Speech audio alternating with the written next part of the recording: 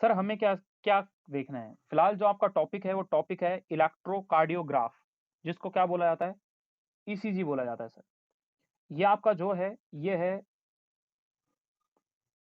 Electrocardiograph.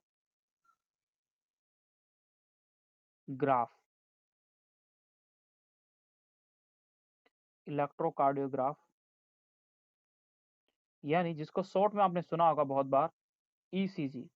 जब किसी को दिल का दौरा पड़ता है यानी हार्ट अटैक आता है, तो सर सबसे पहले डॉक्टर बोलता है जाओ ईसीजी करा के आओ। किसी को घबराहट बेचैनी होती है तो डॉक्टर बोलता है जाओ ईसीजी करा के आओ, यानी किसी भी टाइप से। तो उसमें ये देखा जाता है कि हार्ट सही से काम कर रहा है नहीं कर रहा। तो ईसीजी, सर ईसीजी कोशिश करूंगा आपको हल्का फुल्का डॉक्टर बनाने की, जितना समझा पाऊं इसमें बेस्ट। ईसीजी आपने मशीनों में देखा होगा बेटा, फिल्मों में देखा होगा।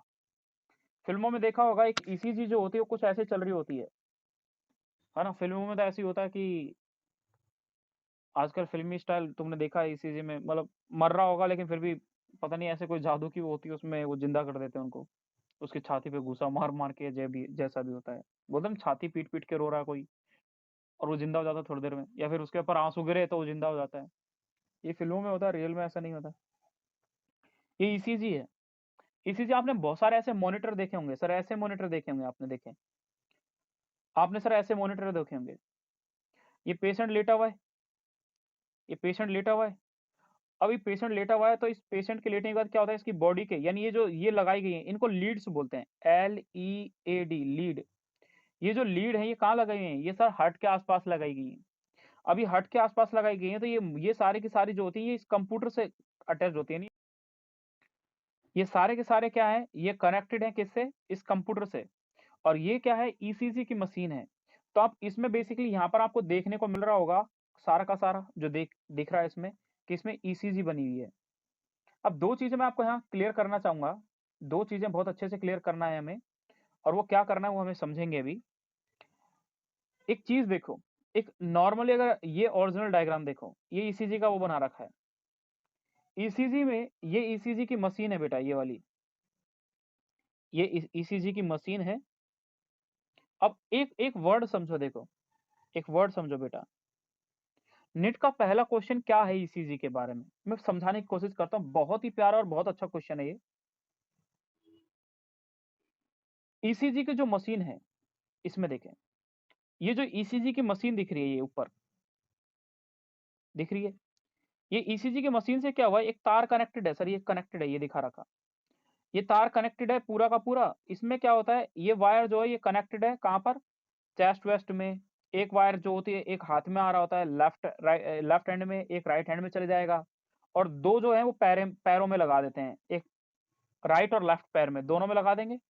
और यहाँ लगा देंगे चारों ओर हार्ट के ऊपर। तो इससे क्या है, हार्ट के फंक्शन के बारे में चेक किया जाता है। अब इसमें मेन चीज क्या हुआ कि जो ईसीजी है ना, ये ईसीजी जो बना हुआ है ये ईसीजी की मशीन है। नेट का पहला क्वेश्चन, आपने लिखा ईसीजी, एक वर्ड है ईसीजी, ये ईसीजी है। इसको बोला जाता है, इसकी फुल फॉर्म क्या है, इलेक्ट्रोकार्डियोग्राफ। इलेक्ट्रोकार्डियोग्राफ।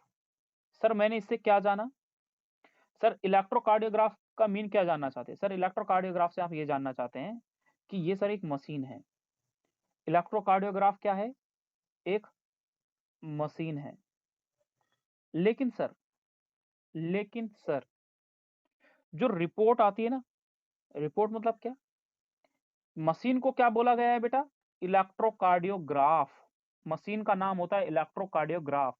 लेकिन जो उसमें पेपर निकलता है, ये देखो पेपर दिख रहा है आपको, ये दिख रहा है पेपर, ये जो पेपर है सर, इस पेपर का भी नाम होता है, और इस पेपर का नाम होता है इलेक्ट्रोकार्डियोग्राम।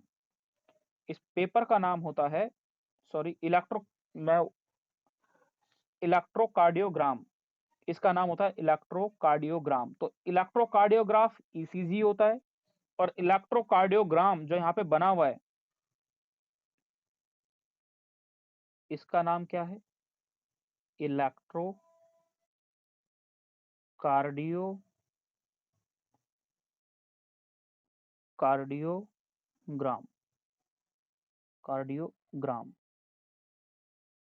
इस पेपर का नाम होता है इलेक्ट्रोकार्डियोग्राम। यानी सिंपल सी चीज, यहाँ पे डॉक्टर लेटा हुआ है, पेशेंट लेटा हुआ है, पेशेंट को उस लीड से कनेक्ट कर दिया। कनेक्ट करने के बाद जो यहाँ पे मशीन है, इस मशीन का नाम इन्होंने कुछ और बोला है। इस मशीन का नाम इन्होंने बोला है, इस मशीन का इन्होंने नाम बोला, ये मशीन जो है, इस मशीन का नाम है इलेक्ट्रोकार्डियोग्राफ। लेकिन सर जो ये पेपर निकल रहा है ना, ये जो पेपर निकल रहा है, इस पेपर को जूम करके ऊपर दिखाया गया, ये रहा सर, ये कुछ ऐसे दिखता है। और इसका नाम होता है इलेक्ट्रोकार्डियोग्राम। और सर फर्क है दोनों में, ग्राम, ग्राफ नहीं, ग्राम। लास्ट में जो है ये ग्राम है।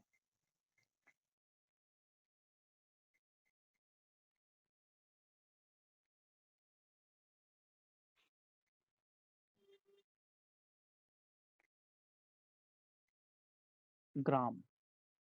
देखो, वर्ड का मीन समझना बेटा, सबसे इंपॉर्टेंट चीज है। दो वर्ड बहुत ही प्यारा, क्या लिखा हुआ है, दोनों वर्ड में कोई डिफरेंस नहीं है। ये बोला गया है, ये है इलेक्ट्रोकार्डियोग्राम, और ये क्या है, इलेक्ट्रोकार्डियोग्राफ। लेकिन जो ग्राफ होता है, ये किसका नाम है, ये मशीन का नाम है सर। जिसमें पीछे लिखा हुआ है ग्राफ, वो ग्राफ किसका नाम है, मशीन का। लेकिन जो डायग्राम दिख रहा है, ये ग्राफ ही तो दिख रहा है, ग्राफ जैसा। आप इसको ग्राफ टिक ना कर दें। दूसरा याद रखने का क्या है सर, डायग्राम किस में बन रहा है, क्या मशीन में डायग्राम बनता है क्या, नहीं। आप इसके नाम में छुपा हुआ है, इसके नाम में छुपा हुआ है इलेक्ट्रोकार्डियोग्राम और इलेक्ट्रोकार्डियोग्राफ। ठीक है सर, जिसमें ग्राम लिखा हुआ है ना, ग्राम, वो क्या है, फिर से सर, ये पेपर होता है। जो पेपर आता है ना, जिसपे ईसीजी का पूरा वो बना आता है। क्यों, नाम कैसे याद रखोगे, ये जो नाम लिखा हुआ है, ये लिखा है इलेक्ट्रोकार्डियोग्राम। तो आप क्या पढ़ते हो, डायग्राम, डायग्राम। तो इस ओ को एक मत समझ लो। तो डायग्राम किस में बनेगा, डायग्राम पेपर में बनेगा ना, किसका, ईसीजी का। कैसा डायग्राम सर, ये वाला, सर ये वाला डायग्राम। ये जो डायग्राम बना हुआ है, ये डायग्राम कहाँ बनता है सर, इस पेपर में। सर इस पेपर का नाम क्या है, कार्डियोग्राम, कार्डियोग्राम, कार्डियोग्राम मतलब डायग्राम। डायग्राम किसके अंदर बन रहा है, डायग्राम बनता है सर इलेक्ट्रोकार्डियोग्राम में। दूसरी चीज, इलेक्ट्रोकार्डियोग्राफ, मशीन जो है उसका नाम है इलेक्ट्रोकार्डियोग्राफ। अब आप सोचोगे सर, ये जो पेपर होता है, ये ग्राफ की जैसा ही दिख रहा है। लेकिन नहीं बेटा, क्वेश्चन तभी तो है कि भाई ऐसा लगता उल्टा है। इसका नाम है इलेक्ट्रोकार्डियोग्राफ, जबकि ये इलेक्ट्रोकार्डियोग्राफ नहीं है, ये इलेक्ट्रोकार्डियोग्राम है। क्योंकि नाम में छुपा है डायग्राम। डायग्राम किस में बनेगा सर, ग्राफ पे बनेगा। तो उस चीज का नाम याद रखना है। अब इसके कुछ बेसिक के और ये क्या है दूसरा, ये है सर मशीन। पेपर का नाम आपने बोला इलेक्ट्रोकार्डियोग्राम, और इलेक्ट्रोकार्डियोग्राफ किसका नाम है सर, मशीन का। ये ज्यादा इंपॉर्टेंट है, आपको याद रखना है। अब हम आते हैं सर इसकी बेसिक थ्योरी पे। ठीक है, बेसिक थ्योरी पे लिखा हुआ है यहाँ पर, बेसिक थ्योरी में यहाँ पर लिखा हुआ है कि इलेक्ट्रोकार्डियोग्राम का नाम है ईसीजी। सर इसको जिस साइंटिस्ट ने डिस्कवर किया था, उस साइंटिस्ट का नाम है बेटा, डिस्कवर्ड बाय एनथोवेन, यानी इन्थोवेन। ये इस साइंटिस्ट ने इसको डिस्कवर किया है। इस क्वेश्चन के ऊपर मैंने कभी कोई क्वेश्चन नहीं देखा इस टॉपिक के ऊपर कि किसने इसको डिस्कवर किया। बट फॉर योर नॉलेज आपको याद होना चाहिए कि ईसीजी की जो डिस्कवरी की गई थी, it is done by the Einthoven, एक साइंटिस्ट है, उन्होंने इसको डिस्कवर किया था। इन्होंने ईसीजी के बारे में क्या होता है, देखो यहाँ पे हेडिंग में क्या लिखा है, हेडिंग में लिखा है सर इलेक्ट्रो कार्डियो, कार्डियो मतलब क्या, हार्ट, इलेक्ट्रो मतलब इलेक्ट्रिक करंट के द्वारा, ग्राफ यानी वो मशीन जो ईसीजी के लिए यूज की जाती है। अब यहाँ पे लिखा है you are probably familiar with this scene from a typical hospital television. आपने फिल्मों में देखा होगा, हॉस्पिटल गए होंगे तो वहां पे देखा होगा। सोज a patient is hooked up to the monitoring machine, यानी पेशेंट को एक मॉनिटरिंग मशीन क्या, ऐसी मशीन जो उसकी बॉडी की हार्ट रेट को, उसकी बॉडी की ऑक्सीजन लेवल को, उसकी बॉडी की रेस्पिरेटरी रेट को, इन सबों को चेक कर करके एक मशीन के अंदर शो कर रहा होता है। That show the voltage trace on a screen and make the sound peep pip pip pip pip. Sir अगर ये पीप पिप जो की जो लाइन होती है, ये सर ऐसी होती है, फिल्मों में देखा होगा, अगर मशीन अगर ऐसे चल रही है नॉर्मली, कि सर ये ऐसे होके ऊपर गई, नीचे आई, फिर सॉरी फिर नीचे गई, फिर ऐसे गई, फिर दोबारा से ऊपर जाएगी, फिर ऊपर गई, नीचे गई, फिर ऐसे जाके, ये सर सीक्वेंस चलता रहा, तो पेशेंट ठीक है, नॉर्मल है। लेकिन फिल्मों में देखा होगा, जैसे ही ये लाइन अगर फ्लैट हो जाती है, फ्लैट का मतलब ये लाइन ऊपर की ना जाके अगर ऐसी हो जाए सीधी, तो इसका मतलब क्या है, पर्सन डाई कर जाएगा, सर मर जाएगा।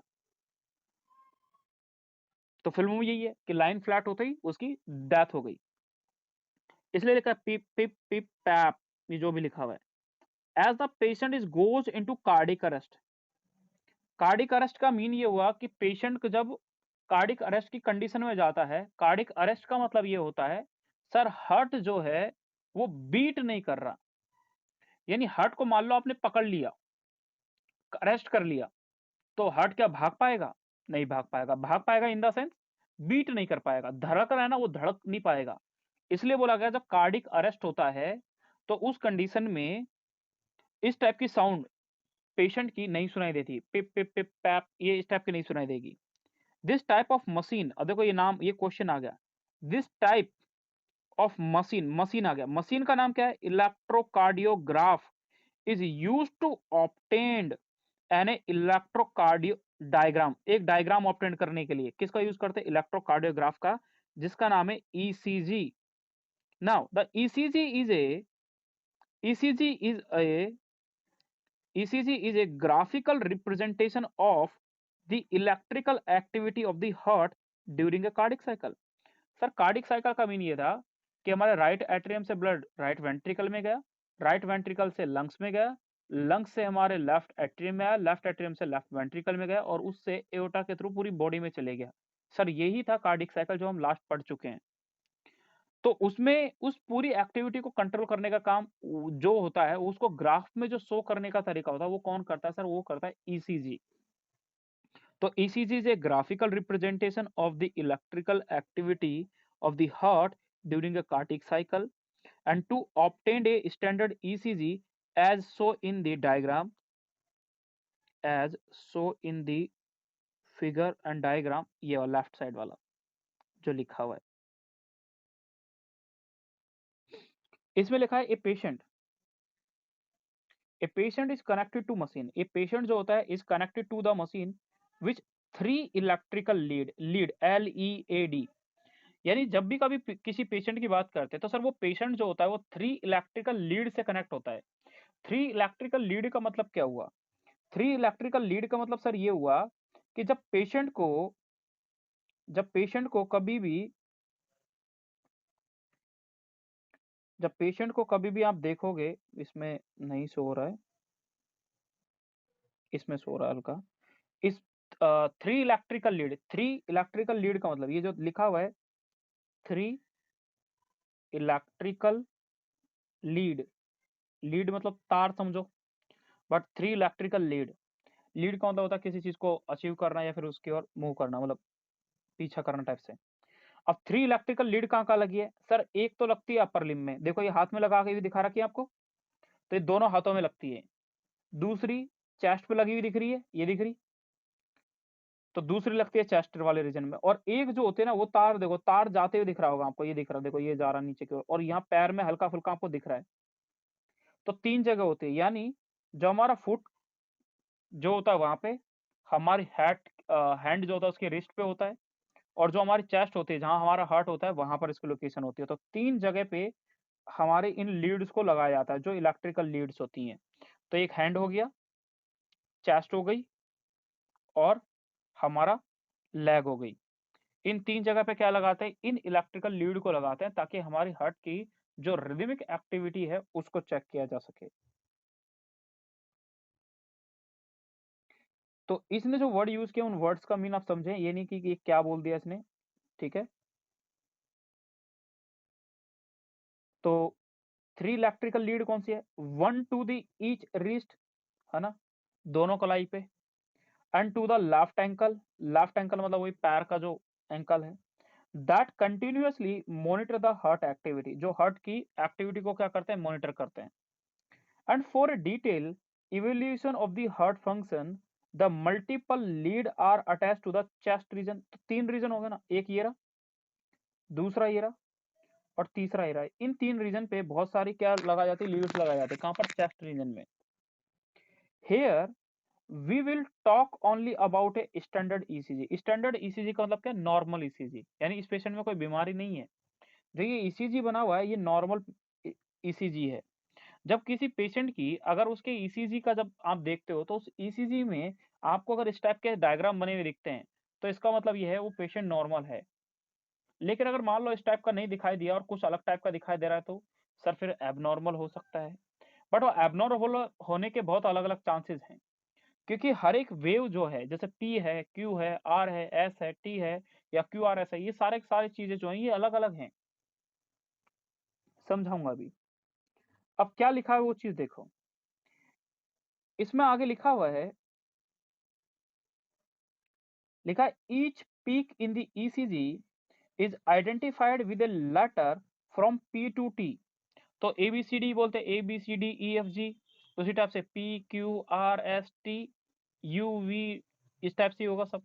तो यानी यहाँ पर जो ईसीजी का जो डायग्राम बना हुआ है इसमें भी सीक्वेंस यही होता है sir, P Q R S T, तो अल्फाबेटिकली ये सबका सब P Q R S T.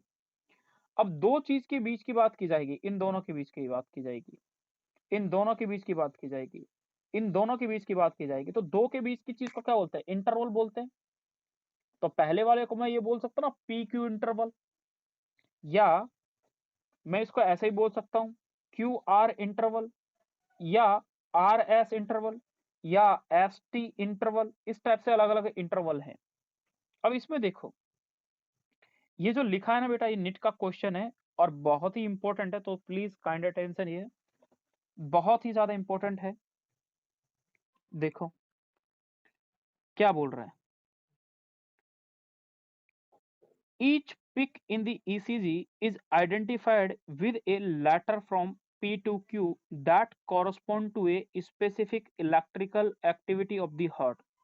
यानी P जो है वो किसी ना किसी चीज को रिप्रेजेंट करता होगा, या तो वह एट्रिया के कॉन्ट्रैक्शन को रिप्रेजेंट करता होगा, Q जो है, R जो है और S जो है, तीनों मिलके वेंट्रिकल के उसको रिप्रेजेंट करते होंगे, और T जो है वो रिलैक्सेशन को शो करता हो मान ले। तो हम उन्हीं के बेसिस पे इसके बारे में पढ़ेंगे कि पी वेव का क्या काम होता है, टी वेव का क्या काम होता है, क्यूआरएस वेव का क्या काम होता है, ये सब चीज हम पढ़ेंगे। तो ये बहुत इंपॉर्टेंट और क्वेश्चन है, डायरेक्टली पूछा जाता है, समझें। यहां पर लिखा हुआ है पी वेव, क्या sir, P wave represent the electrical excitation. Excitation मतलब क्या, इलेक्ट्रिकल कॉन्ट्रैक्टिलिटी, कॉन्ट्रैक्ट करना, है ना, और उस कॉन्ट्रैक्ट करने की एक्टिविटी को बोलते हैं डीपोलराइजेशन। इलेक्ट्रिकल कॉन्ट्रैक्टिलिटी यानी इसने बोला गया इलेक्ट्रिकल एक्साइटेशन। इलेक्ट्रिकल एक्साइटेशन का मतलब ये हुआ कि एट्रिया जो है वो इलेक्ट्रिक करंट, यानी जब वहां पे ऐसे नोड ने कोई ना कोई इम्पल्स क्या बोलते हैं, कंडक्शन किया इम्पल्स को, तो जो इम्पल्स का एक्साइटेशन हुआ तो इसलिए उसको बोलते हैं इलेक्ट्रिकल एक्साइटेशन। और इलेक्ट्रिकल एक्साइटेशन को ही बोला था डीपोलराइजेशन।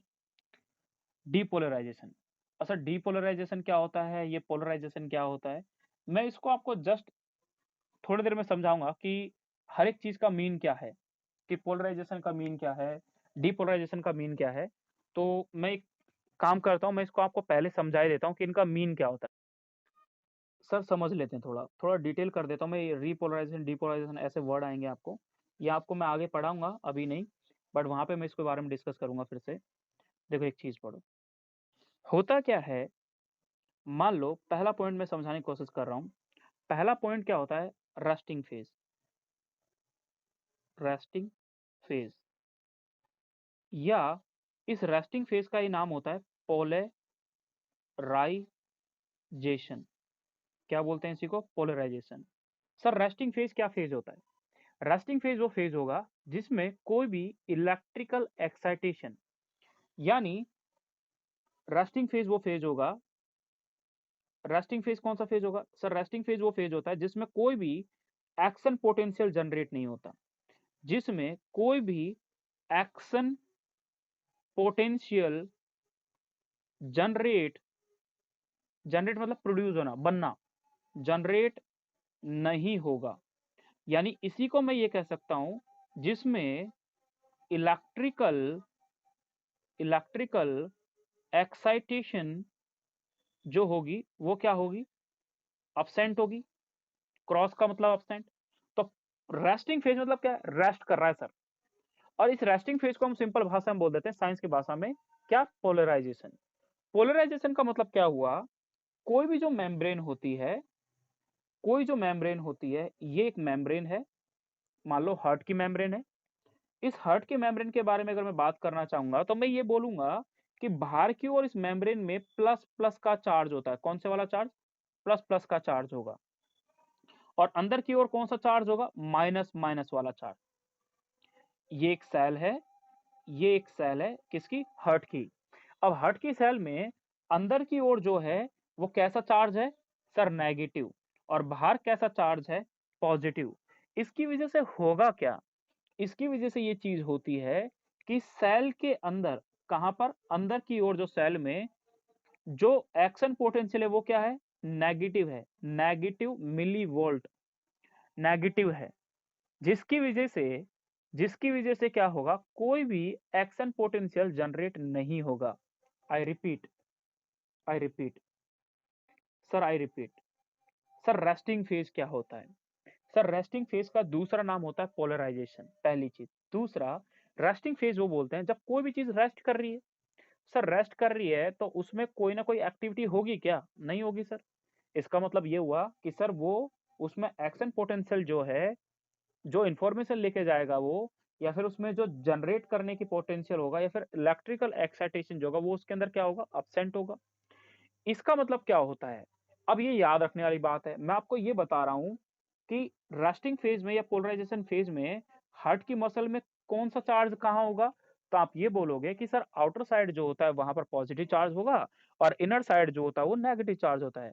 तो अंदर की साइड जब नेगेटिव चार्ज होगा, उसकी वजह से अंदर जो इलेक्ट्रिक पोटेंशियल है वो क्या है? माइनस में है।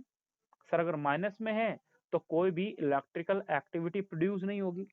इसी के रिस्पेक्ट में सर दूसरा पॉइंट अगर मैं जानना चाहूं, इसी के रिस्पेक्ट में अगर मैं दूसरा पॉइंट जानना चाहूं, तो सर वो दूसरे पॉइंट का नाम है, उस दूसरा पॉइंट का नाम है excited phase. Excited phase. Sir this excited phase is also known as a depolarization. Depolarization का मतलब ये हुआ एक्साइटेड फेज, यानी जिसमें कोई ना कोई एक्शन पोटेंशियल क्या होगा? पोटेंशियल क्या होगा सर? जनरेट होगा। क्या होगा? एक्शन पोटेंशियल जनरेट होगा, यानी जिसके अंदर एक्शन पोटेंशियल प्रेजेंट होगा। और सर मैं ये कह सकता हूं जिसमें इलेक्ट्रिकल एक्साइटेशन क्या होगी? प्रेजेंट होगी। जिसमें इलेक्ट्रिकल एक्साइटेशन भी प्रेजेंट है, और जिसमें एक्शन पोटेंशियल जनरेट करने की कैपेसिटी भी प्रेजेंट है। अब सर होता क्या है इसमें? पहले वाले में तो सर हमने ये पढ़ा कि मेम्ब्रेन के अंदर की ओर जो है नेगेटिव चार्ज था और बाहर की ओर पॉजिटिव चार्ज है। तो सर इसमें उल्टा हो जाएगा। क्यों हो जाएगा? सर नाम पहले वाले का नाम था पोलराइजेशन, तो इसका नाम क्या है? डीपोलराइजेशन। तो पोलराइजेशन का उल्टा क्या हो गया? डीपोलराइजेशन। तो आपने वही तो लिखा है, पहले वाले में एक्साइटेशन अब्सेंट था इसलिए उसको रेस्टिंग बोल दिया, इसमें पोलराइजेशन प्रेजेंट है, सॉरी एक्शन पोटेंशियल प्रेजेंट है या एक्साइटेशन प्रेजेंट है, इसलिए इसको बोल दिया डीपोलराइजेशन। इसमें उल्टा होता है। इसमें सेल के अंदर पॉजिटिव चार्ज प्रेजेंट होता है और बाहर की ओर नेगेटिव चार्ज प्रेजेंट होता है, जिसकी वजह से अंदर की ओर सेल में पॉजिटिव प्रोसेस बिल्डअप हो गया, पॉजिटिव एक्शन पोटेंशियल जनरेट हो गया। उसकी वजह से इंफॉर्मेशन आगे पहुंच जाती है। तो ये एक पूरी कंडीशन हुई। फिर से, एक्साइटेड फेज क्या होता है या डीपोलराइजिंग फेज क्या होता है? सर एक्साइटेड फेज जो होता है, this is known as a action potential generate करने की कैपेसिटी। जिसमें इंफॉर्मेशन लेके जाएगा कि हार्ट को कॉन्ट्रैक्ट करना है, कब करना है। अब आप सोचोगे सर हार्ट कैसे कॉन्ट्रैक्ट करता है? तो बेटा हार्ट कॉन्ट्रैक्ट करने की एक बहुत बड़ी डिटेल ही होती है। जब आप कभी हायर स्टडीज में जाओगे तो वहाँ पे पढ़ोगे कि कैल्शियम का एक बहुत बड़ा रोल होता है, जिसके लिए डिफरेंट टाइप के जो रिसेप्टर्स होते हैं, वो इसके अंदर इन्वॉल्व होते हैं। अब वो कैसे है, क्या है, वो वहाँ पे डिटेल करते हैं। इस लेवल पे बिल्कुल भी नीड नहीं है। एंड सर थर्ड पॉइंट जो इसके अंदर पढ़ना होता है, वो थर्ड पॉइंट है, उस थर्ड पॉइंट का नाम है रिपोलराइजेशन। रिपोलराइजेशन रिपोलराइजेशन का मतलब ये वापस क्या होगा, पहले हार्ट कैसा था, सबसे पहले कैसे था? सर पोलराइजेशन के उल्टे को क्या बोलेंगे, मतलब उसी की कंडीशन आने को क्या बोलते हैं, रिपोलराइजेशन। यानी दोबारा से जब पोलराइजेशन जैसी कंडीशन आ गई, यानी वही सेल के मेम्ब्रेन के अंदर क्या हो जाएगा, नेगेटिव आ जाएगा और बाहर की ओर पॉजिटिव चार्ज आ जाएगा, अंदर नेगेटिव इलेक्ट्रिक एक्शन पोटेंशियल होगा। तो क्या कोई एक्शन पोटेंशियल जनरेट होगा? सर नहीं होगा। इसमें एक्शन पोटेंशियल जनरेट करने की कैपेसिटी अब्सेंट। सर एक्साइटेशन कोई यानी इलेक्ट्रिकल एक्साइटेशन प्रेजेंट होगा? सर वो भी अब्सेंट होगा। दोनों के दोनों अब्सेंट रहेंगे, क्योंकि ये क्या है, एक्चुअली ये क्या है, पोलराइजेशन ही तो है, लेकिन दोबारा हो रहा है। तो तीन चीजें सिक्वेंसली होती है। सर पहले क्या होता है? Sir polarization. फिर क्या होगा सर? डीपोलराइजेशन। डीपोलराइजेशन के बाद फिर क्या होगा सर? रिपोलराइजेशन। लेकिन सर मैंने बोल दिया पहले डीपोलराइजेशन, तो डीपोलराइजेशन के बाद क्या हो जाएगा? Sir repolarization. उसके बाद फिर क्या हो जाएगा? फिर पोलराइजेशन हो जाएगा। तो हम अलग अलग कंडीशन में इनके बारे में पढ़ेंगे, जो अभी आपको बेसिकली देखना है। तो हमने तीन टर्म्स को समझा, जिनमें से पहला आपने पोलराइजेशन समझा, सेकंड आपने डीपोलराइजेशन समझा, और थर्ड आपने क्या समझा है? रिपोलराइजेशन समझा है।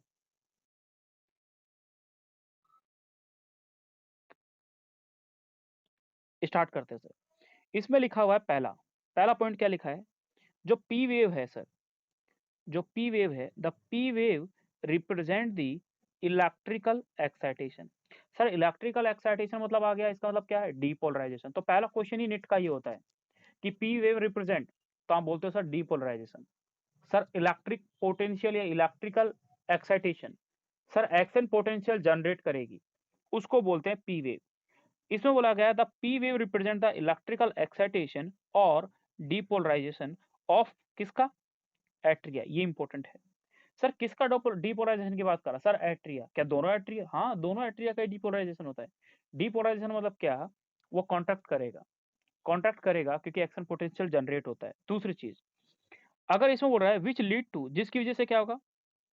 अगर मान लो इलेक्ट्रिकल एक्साइटेशन होगा, जैसे मान लो कोई आपके चूटी काट ले, तो आप उछल के भाग उठे हुए, तो सेम वही है, हार्ट को एक एक्शन पोटेंशियल दे दिया, तो हार्ट क्या है, तुरंत से धड़कने लग गया और तेज तेज।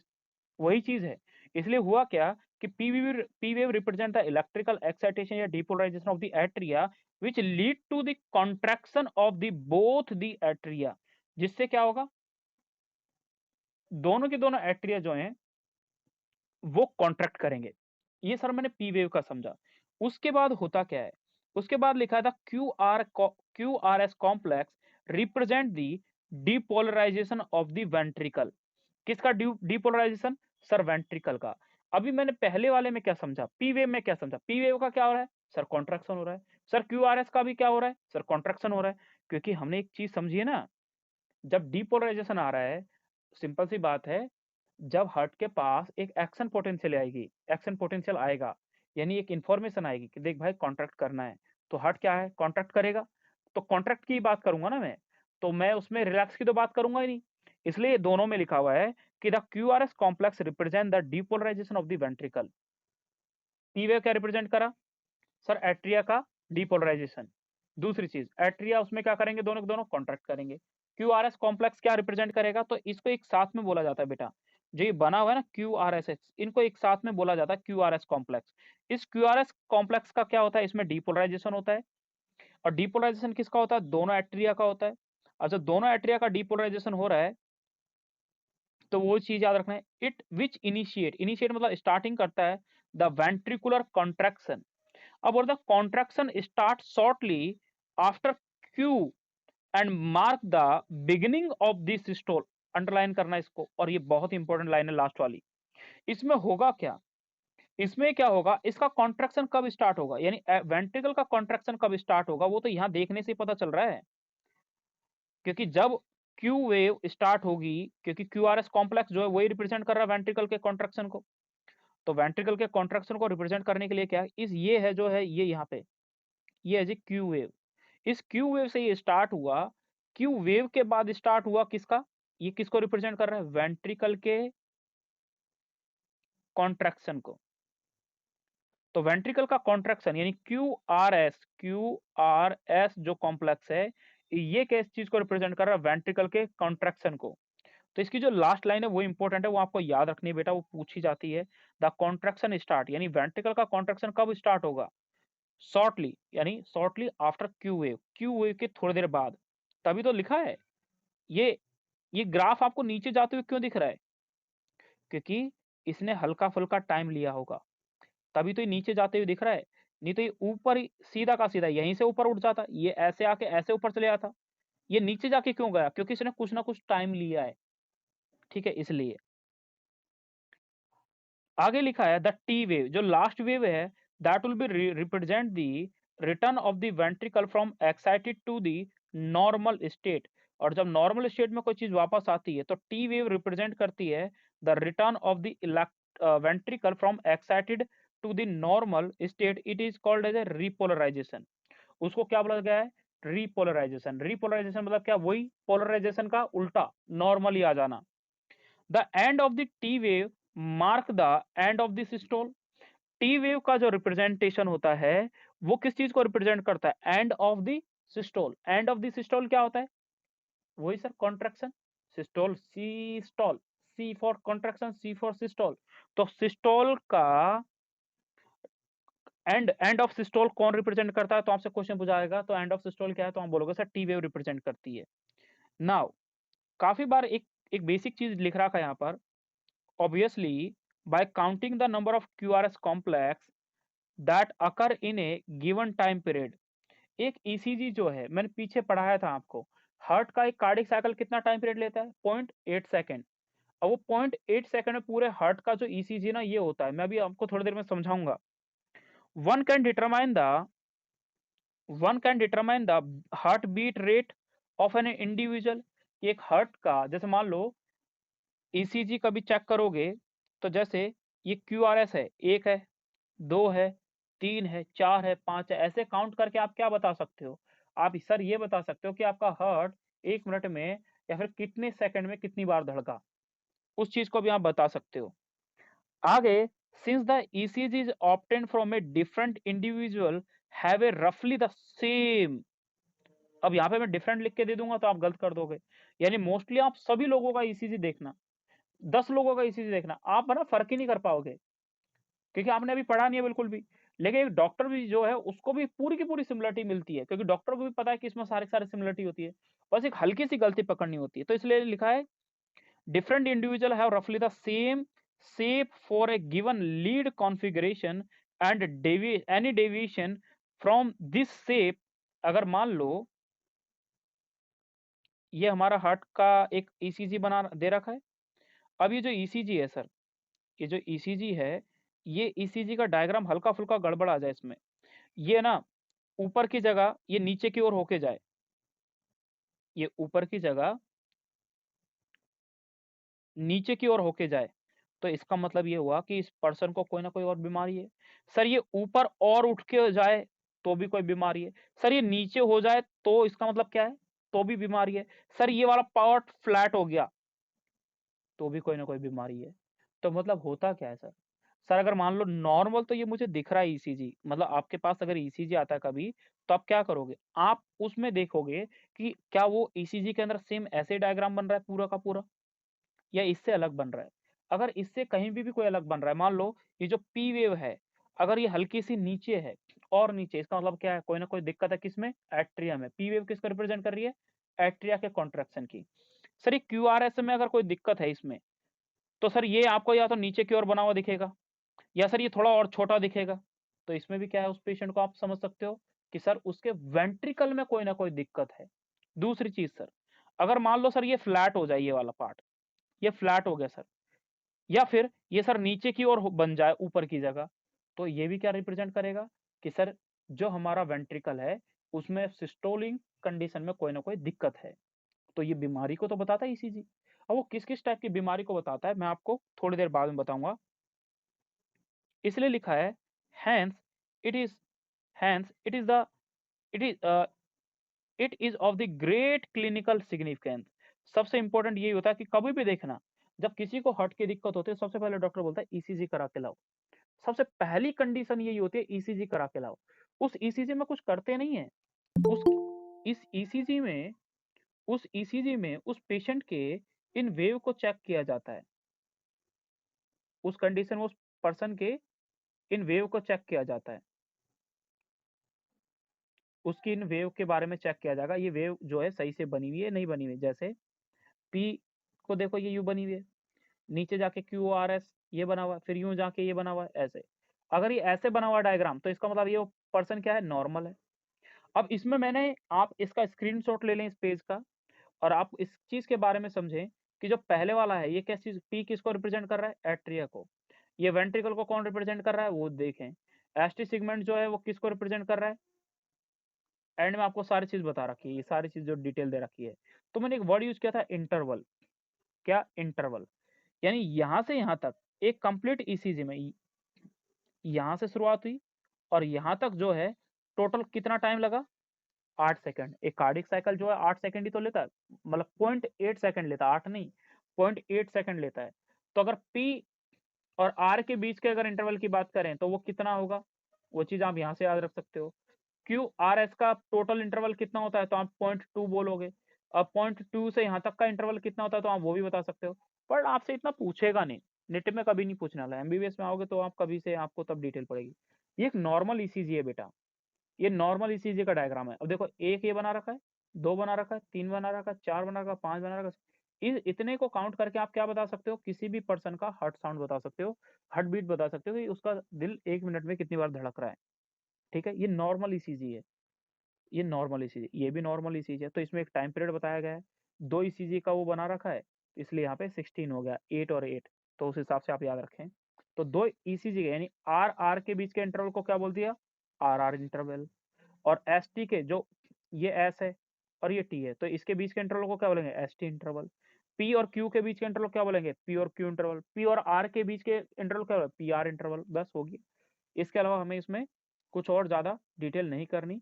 बट मैं आपको नेट से रिलेटेड जो भी टॉपिक होगा वो मैं आपको इसका बेसिक जो है एक और, कि कौन कौन सी बीमारी हो सकती है अगर क्यू वेव नीचे रही या पी वेव नीचे रही, या फिर किसी का कोई डायग्राम में अगर कोई दिक्कत रही, जैसे ये वाली वेव फ्लैट हो जाए, ऊपर जाने की जगह ये फ्लैट हो जाए, या फिर ये ऊपर की जगह ये नीचे जाए ऐसे पूरी की पूरी, तो कौन सी बीमारी होगी। तो इन सब